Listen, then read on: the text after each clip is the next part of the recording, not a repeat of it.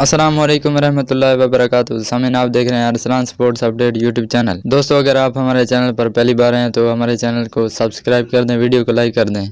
तो चलिए वीडियो की जानिब। पाकिस्तान और वेस्ट इंडीज़ के दरमियान पहला T20 मैच 13 दिसंबर की शाम 6 बजे खेला जाएगा। कराची, पाकिस्तान और वेस्ट इंडीज़ के माबैन फर्स्ट T20 मैच में बड़ी तब्दीलियाँ देखने को मिलेंगी आपको।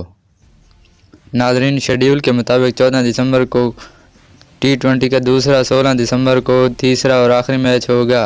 18 दिसंबर को 1 बजे पाकिस्तान और वेस्ट इंडीज़ की टीमों के दरमियान वनडे सीरीज़ का पहला मैच खेला जाएगा, जबकि अगला मैच 20 और आखिरी वनडे मैच 22 दिसंबर को नेशनल स्टेडियम में खेला जाएगा। व्यूअर्स, आपसे गुजारिश है, क्रिकेट से हर मालूमात लेनी है तो हमारे यूट्यूब चैनल को सब्सक्राइब ज़रूर कीजिए।